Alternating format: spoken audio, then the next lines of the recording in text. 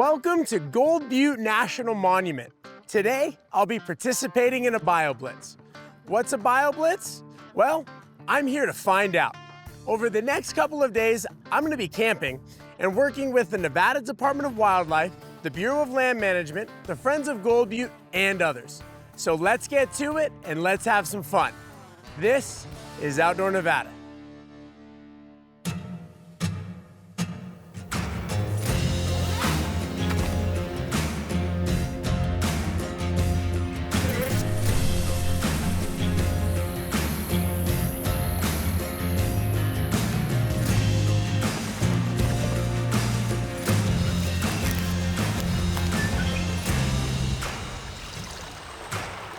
I'm Connor Fields, and this is Outdoor Nevada.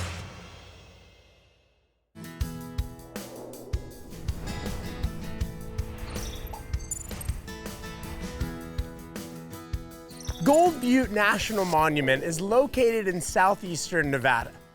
Its rugged mountains, colorful sandstone formations, and beautiful desert flora and fauna is really a sight to see. At almost 300,000 acres, Gold Butte offers visitors a glimpse into the region's rich cultural and natural history. Visitors can hike, camp, and off-road through the monument's vast expanse, encountering hidden canyons, slot formations, and panoramic vistas. Beyond its scenic beauty, Gold Butte National Monument is a haven for wildlife, supporting a diverse array of species adapted to the harsh desert environment. This is the primary reason I'm here. Over the next couple of days, I'll be participating in a BioBlitz. It's not just me, it's a lot of people. People from all different backgrounds and agencies. And not just professionals, regular citizens, or the official name, citizen scientist. For the next couple days, I am a citizen scientist. Pretty cool. I really want to get a feel for all aspects of the BioBlitz. So the first person I will meet up with is Frank. Frank's with the Friends of Gold Butte, and he's another fellow citizen scientist. Well, Frank, thank you so much for taking some time with me today. Sure. Tell me a little bit about the Friends of Gold Butte. So the Friends of Gold Butte is just an organization made up by volunteers that are concerned with preserving and conservation of the Gold Butte area. And they were instrumental in pushing through the effort to have Gold Butte recognized to become a monument. So Frank, educate me. What are we doing today? What is a BioBlitz? Yeah, so a BioBlitz is an event where we bring together scientists and experts in the field of biology and ecology with citizens, and we call citizen scientists. And we try to bring people together, and in this event, we're going around and identifying all the living organisms in a particular area. Some teams will be focused on particular types of organisms like reptiles or birds. But really, a survey can include anything, trees, plants, insects, just to document what is here. And how do we document that? Well, we use an app on a computer program called iNaturalist. I downloaded it. Yeah, so iNaturalist, it's really more than just a computer program or an app on a phone.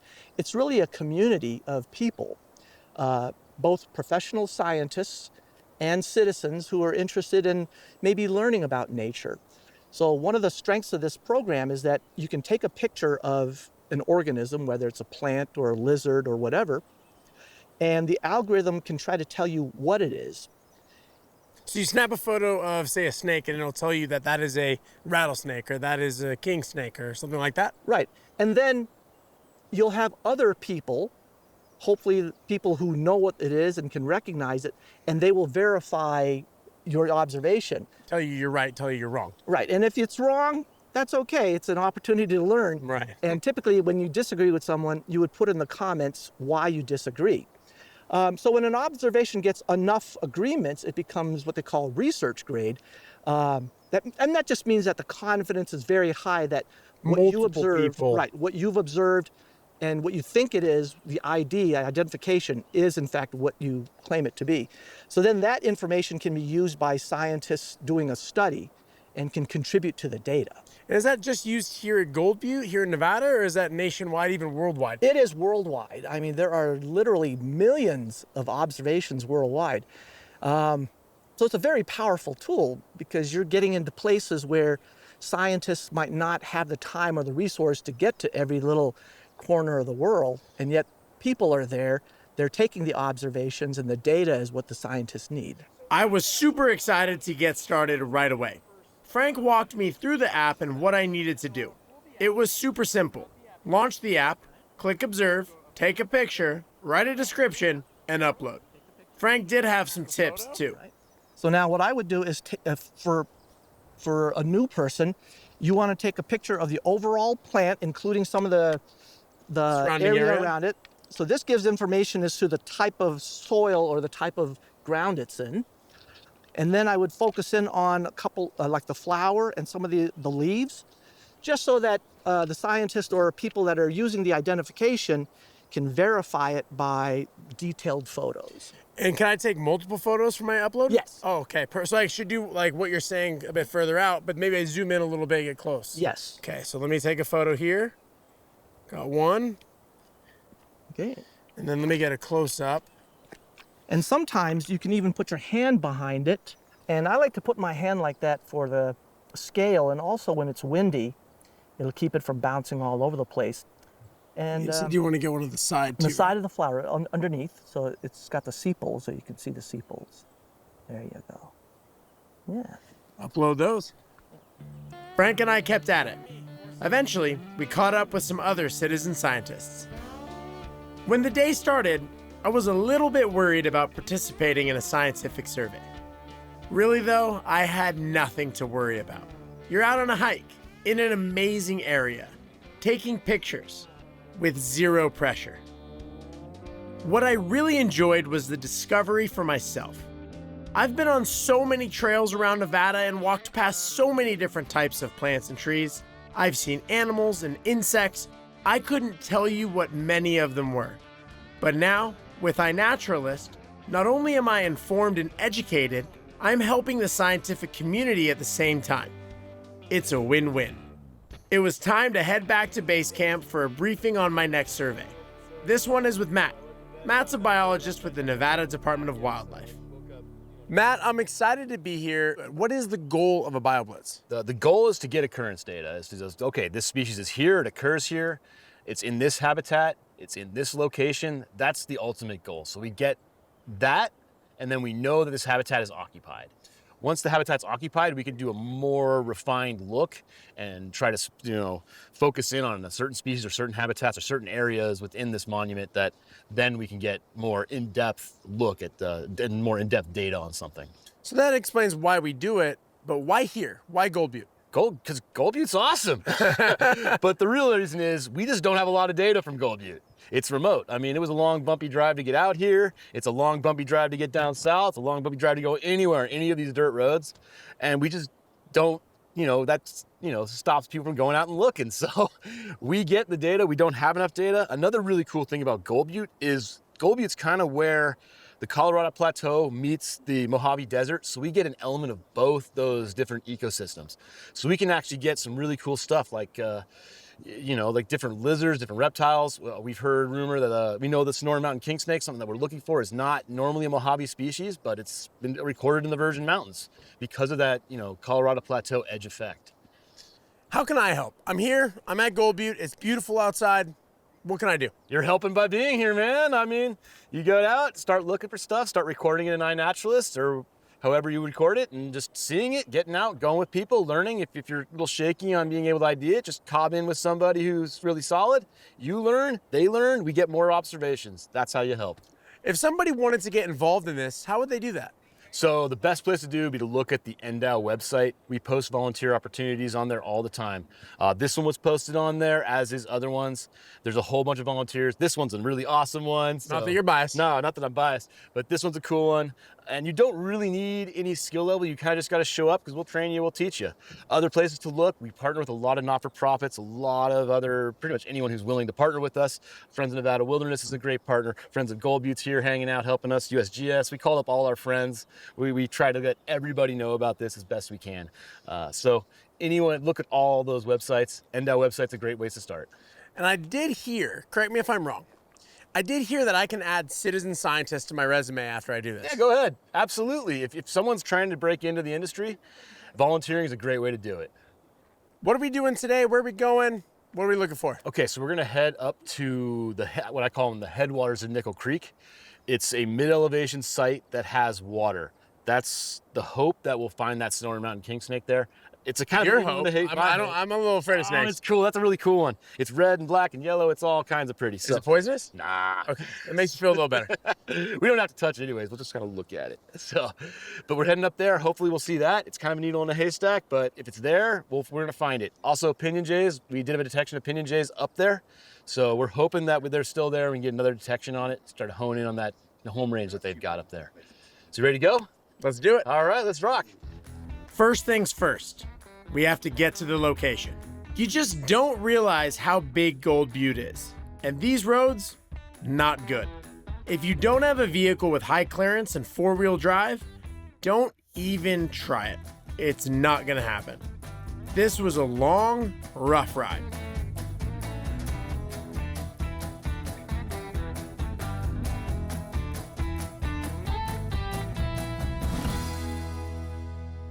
Matt, we just drove an hour on one of the roughest roads that I have ever driven on. Sorry about that. Where are we? Okay, we had to get high up into the Virgin Mountains to get to the habitat that we're trying to hopefully find the Sonoran Mountain king snake in. So we had to get up in elevation, and the roads in Gold Butte are not for the faint of heart.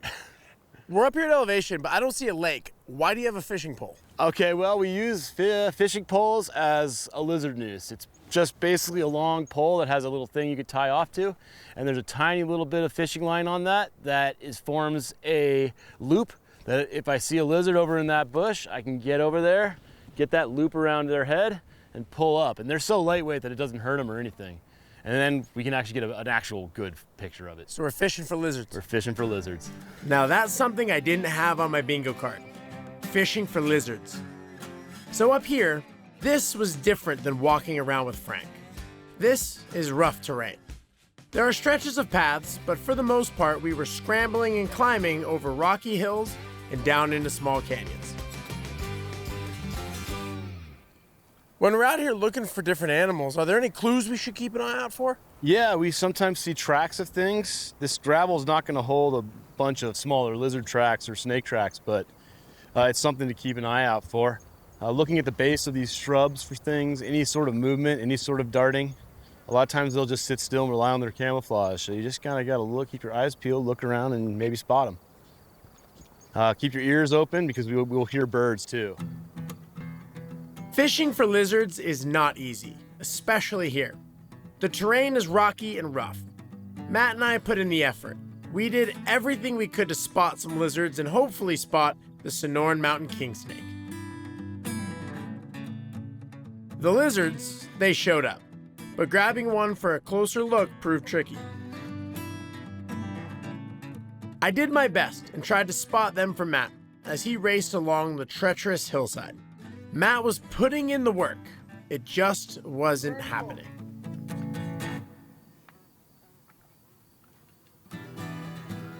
And I can keep moving along this and see if I get lucky. They're definitely here though.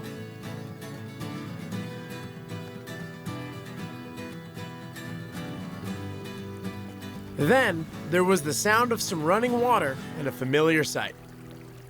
I was walking, I saw this guy. What is it? This is the red-spotted toad. This is probably one of the more common amphibians we have out here in the Mojave Desert. They can pretty much, all they need is a wet napkin to really survive and reproduce. I actually saw some tadpoles in the pond up there when you called out to me, but we were able to get our hands on this guy, and you can see the red spots he's got.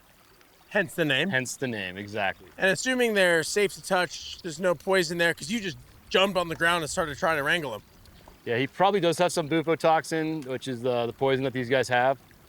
But we'll wash my hands off in the creek and not stick him in my mouth.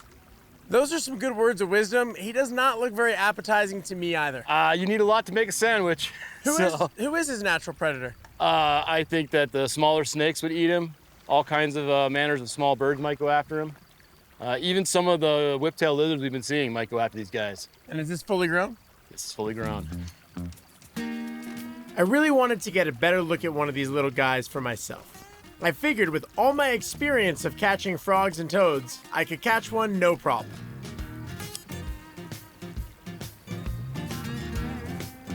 Got him!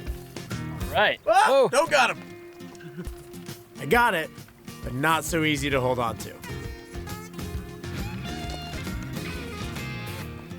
Oh, that right. Had him. Had him. I guess had him is the way to put it. Nature of the beast. It was late in the day and we needed to get back to base camp before nightfall. Plus, there was another survey I needed to get to. This next survey took us clear across Gold Butte National Monument. It was at this pond where the study will happen. It's here we will be capturing and surveying bats. I was ready to go. But first, the area needed to be prepped. This meant stringing a specially designed net over the water to safely capture the bats. This portion of the BioBlitz is a much different setup. We weren't wandering around taking pictures of everything we saw. This was all about a specific mammal and the details are very important. So we're starting into the witching hour. Processing table, protective gears over there, so latex gloves, masks, that sort of thing. I have more capture bags over there if we need them, but we're going to start with these.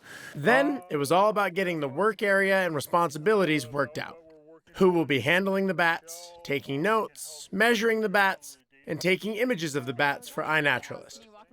Me, the citizen scientist, will be taking these pictures. Oh yeah, I can help on that for sure. Yeah, any of that is going to be helpful. One of the things that's going to happen is when we bring a bat in and we're processing, we will want to sterilize our rulers and even a Sharpie. We'll mark each bat with a Sharpie blue, and so we know if we recaught it today or yesterday.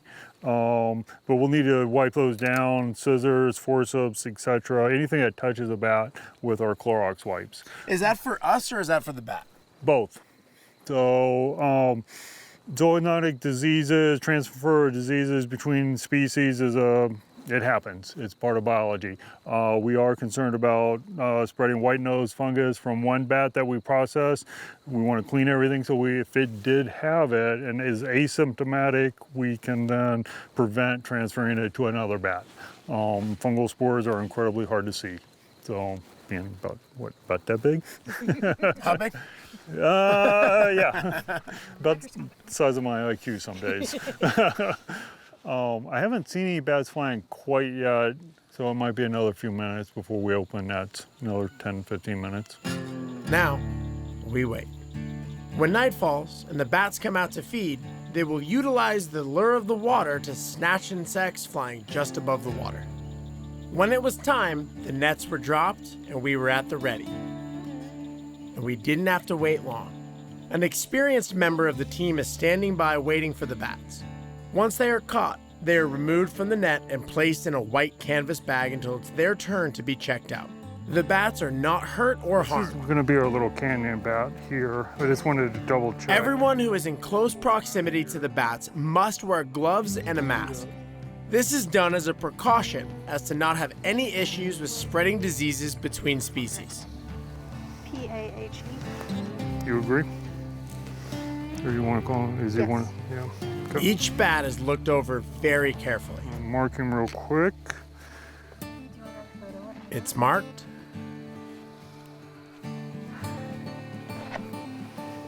photographed, the bat is weighed, 3.5. That's much closer. Yep. 3.5 grams. What is that? 2 jelly beans? Yeah. Is that what you expect for a canyon bat? Yeah. They're some of the smallest mammals in the United States. Measurements are taken of the forearm. Yeah, 31 millimeters. Next, we needed an estimation of its age. This is done by looking at the number of teeth and how sharp they are. They're nice and sharp. They got a whole mouthful of teeth. Oh, there's like 40, 50 teeth in there. Indicating it's young. all bats in general have a lot of teeth compared to some of the other mammal species, but because it's younger, the teeth are nice and sharp and not worn down. They eat a lot of insects, and that hard keratin shell will really wear the teeth down over time. So. Then it's a look at the bat's wings. This also gives an idea of the bat's age. What are we doing here? So we're looking at the wing joint. There's a little diagram over there that shows what we're looking at, but it's ossification of the bone. The young ones have a big cartilage piece in there, and then as they grow older, that cartilage piece grows together, sort of like a growth plate in a person, and you can actually see it when it's backlit. If this was a young bat, there would be like a gap of light in this joint that you could see, and the shape would be slightly different. So we don't expect any young bats this time of year also, but we always check just to make sure. And we also kind of look at wing damage when we have this out.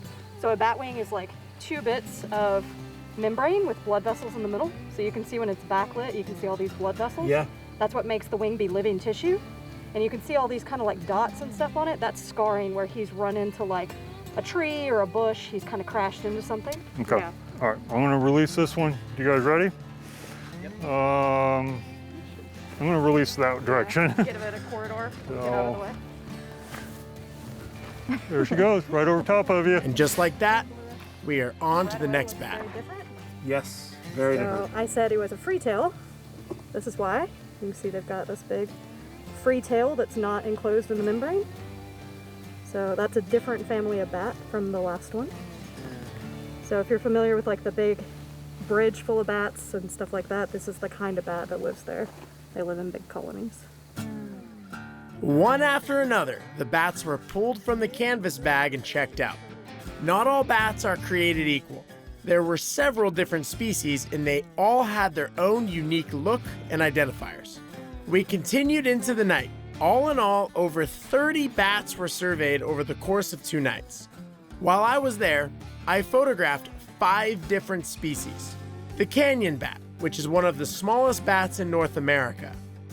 It flies with a slow flutter and can be seen out in the daytime. The big brown bat, a medium-sized bat with a wingspan of about 12 inches. It will also hibernate during the winter in cold climates. The hoary bat, which, in size, is the largest bat species in North America. It has a wingspan of up to 16 inches. The Mexican free-tailed bat, also known as the Brazilian free-tailed bat. Are you ready for this? It can reach flight speeds of up to 99 miles per hour. That's crazy. It's one of the fastest flying animals. And last but not least, the western yellow bat. With its golden brown fur, it likes to roost in palm trees, comfortably camouflaged in bunches of dead palm fronds. This whole bat survey has been such an education, and it's been great to be a part of. And when you get an up-close and personal look at these bats, they are incredible. It was the end of a long day. I was beat, and tomorrow was another day. Being a citizen scientist is exhausting.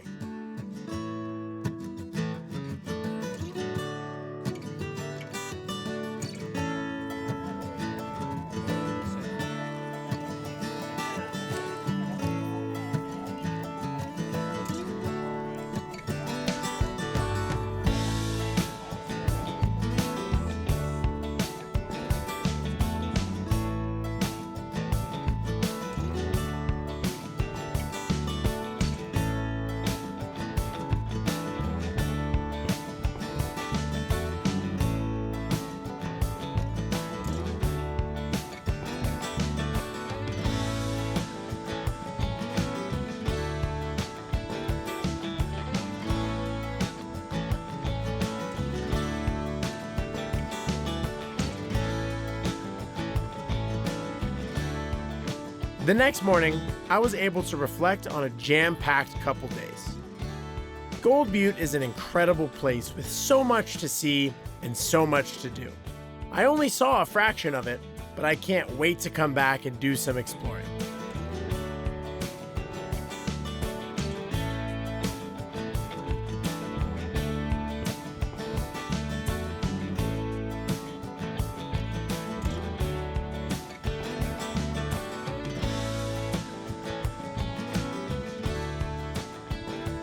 I was curious to see what had been accomplished in the BioBlitz, so I went to the iNaturalist site and took a look. All I can say is wow. There were 773 observations made and 310 species identified. That's incredible. And all of the data, images, and effort is thanks to everyone who participated in the BioBlitz. I love being a citizen scientist. This has been an amazing experience. When I first got here, I had no idea what to expect. But now that I've participated in my first BioBlitz, I'm gonna be doing it again for sure. If you wanna get involved, and I hope that you do, make sure you reach out to the Nevada Department of Wildlife or the Bureau of Land Management to find out when the next one is. And get yourself signed up. You won't regret it. And don't forget to download the iNaturalist app so you can be a citizen scientist in your own backyard. Till next time, I'm Connor Fields, and this is Outdoor Nevada. Make sure you hit subscribe and never miss an episode of Outdoor Nevada.